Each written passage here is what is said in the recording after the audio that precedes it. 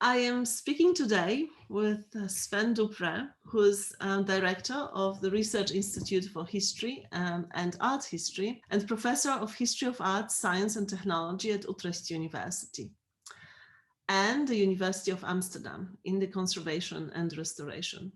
He was the PI of the Art Techne project, Technique in the Arts, Concepts, Practices, Expertise, from 1500 to 1950, supported by a European Research Council Consolidator grant. And this ran for 6 years and just finished.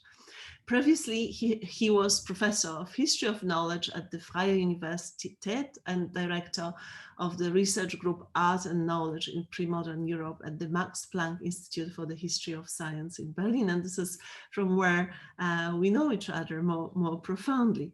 I will not enumerate the very, very long list of Sven's awards and achievements in these fields, but I am really, really immensely pleased that he agreed to speak with me today and answer the following questions. Can performance be conserved? If so, how? And if not, why? And the second question, what does it mean actually to conserve performance? Well, thank you very much, Hanna. It's really a pleasure to talk to you today about these questions. So perhaps with that first question, I mean, can performance be conserved?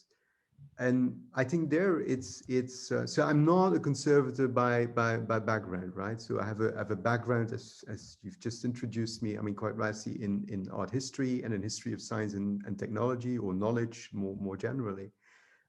So I do think that I mean, it's important in a sense from where I come from. I mean, being really engaged very much, perhaps not so much with performance as such, but rather with practices of reenactments, but also remaking, reworking, reconstruction, which is often a term that's being preferred in a sort of more conservation context.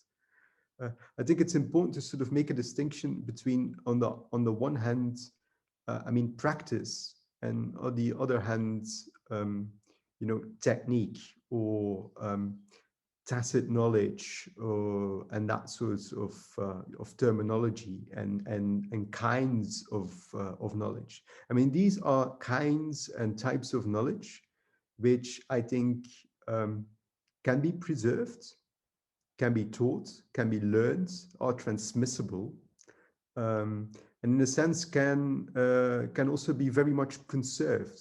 You know, they can be preserved, they can be archived in different ways, and we can talk about that in a minute. But at the same time, it's different, I think, from practice. Yeah. Because practice is sort of re-instantiation in the moment, yeah, and then that's it. It doesn't really travel beyond that particular moment. So it's not transmissible, and it cannot be preserved. It can just be remade, redone, and reenacted at any particular moment. So in that sense also, I mean, I think any reenactment is also an enactment in a different situation, etc. So different spaces, different sites, different contexts, different social material environments. And so if performance is practice, then I do not think it can be conserved, but you can conserve technique, yeah, as it is a kind of knowledge, and that's something that's part of the performance, essential, I think, to performance. Also, that can be archived and conserved in that way. Now, if that aspect can be sort of, I mean, conserved, then you also need the sort of you know, media and material means to actually make that archiving possible. And it can never be complete, right? It can never be exhaustive, I think, because that, I mean, many of the sort of work, research that we have done, that many others in anthropology, in history of science and technology and such fields, but also in conservation, have actually done, really shows that you cannot sort of reduce um, technique or performance in more general terms to, you know, something that you can sort of write down or that you can capture in still images or moving images or in any sort of other way. So there's always something that really escapes from any effort of sort of capturing and archiving performance, quite naturally, perhaps.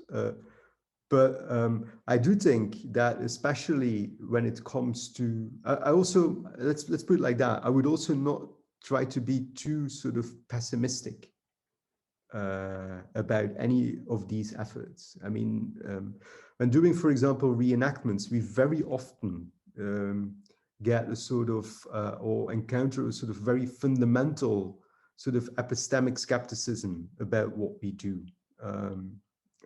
Not so much only about the historicity of it all, which I think is by the way, is a very wrong question. I mean, you really start out from actually the gap between the historical practice and historical performance and the present day performance. And it's exactly in that gap that actually, you know, interesting research questions are created. But you also start, I think, from sometimes a sort of skepticism that is involved about, I mean, somatic or bodily knowledge, yeah, and the fact that bodies are different, that senses are different. And yes, one of the things that you do in these performances is exactly the sort of sensorial multi-dimensionality of knowledge and of practice that you sort of bring to life and create and experience. But I would not be too pessimistic in the sense that these bodies, even if they are, you know, 17th century bodies or 20th century bodies, they're not incommensurably different. Yeah. If they were, none of the craft practices from the 17th century would actually have continued until the present day. The fact that they are is actually, and that they are transmissible, because technique is transmissible, is actually showing us that these bodies can, in fact, are not the same, but are not incommensurably different. I think so. They can be very much archived, and I do think that we're living in a sense in a period which I think is interesting, because we have much more sort of multimedia and digital, you know,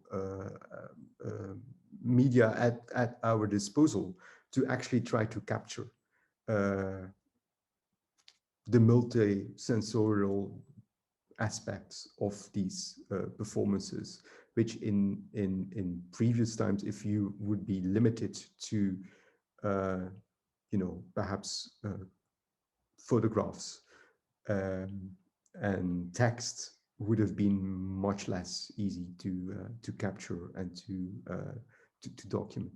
So in that sense, I do hope that there, and I don't think that that's very far away in the future, where you basically have, you know, digital technologies which would allow us to sort of also reconstruct, for example, smell and that sort of. So this is not something that is very far in the future. I mean, there's several ongoing projects in that direction. So that my admittedly quite long answer to the question, can performance be conserved, and if so, how? Yeah, at least part of it. I think then to your other question, perhaps, and I'll try to be more short here. Is so what does it mean to conserve performance? And I think I want to respond in two ways, perhaps not directly to the question, but indirectly it is. I think when you're asking, first of all, when you're asking what does it mean to conserve performance, for me as partly an outsider, I think also to the conservation field, I think it's interesting to think about the question there is why you would like to conserve performance. Yeah. which in a way is a very similar question to a question that is being asked in the history of science. Yeah, is why would you like to archive? Why would you like to preserve scientific performance or performance in a lab rather than just the published outcome in a journal like Nature or Science? And it's in the end, I think, a question about ways that we think about replication, which is just another form, I think, in a way, of conservation. Yeah. If reenactment is performance, if performance is very much, I think, essential to what conservation is, then I think replication is really also part of that larger idea. And there, I think why we want to replicate in the sciences is an interesting question, especially given the replication crisis. But if conservation is a humanistic practice, I think the real question that we should be asking is really to what extent replication is relevant also in the humanities. I mean, yes, there is a replication crisis in the sciences. Yes, replication seems to be something that is very central, and the possibilities of replication very central to practices in the natural sciences. But I think the real question there for us is whether we think that replication is important in the humanities. Yeah. So when we, for example, I'm part of my identity is as an historian. So do we think that replication in history, doing history, is actually important? If we send, do we think it's important when an historian actually goes to the archive, writes a book, that somebody else, another historian, can actually also go to the archive? Will they replicate the results? Do we think that that's important or not? Yeah, and I don't think there's any sort of easy answer to that. At least I do not have a very sort of final answer to that. But I do think we're living an interesting time, especially again because of for example the rise of the digital humanities. Yeah, which really allows us to forces us to pose these questions. Yeah, because there's much more thinking in terms of data now in the humanities also than there was ever before. So that would be part of my answer to the question: what's the meaning of performance? And the other thing I want to say, or just to bring out, is I think really the importance of imagination. Yeah. And I think imagination is actually key. It's been key to any sort of practices of reenactment that we've been doing, to the extent that we've even not dematerialized, but disembodied, in a sense, these practices, thinking about imaginative ethnographies. So rather than so things that you would just put people in a room and have them think about, events as performances, rather than as a piece of writing in a sense. So imagination is, I think, has been key. So creativity, imagination are key elements of any sort of reenactment practice, and I would also say conservation practice.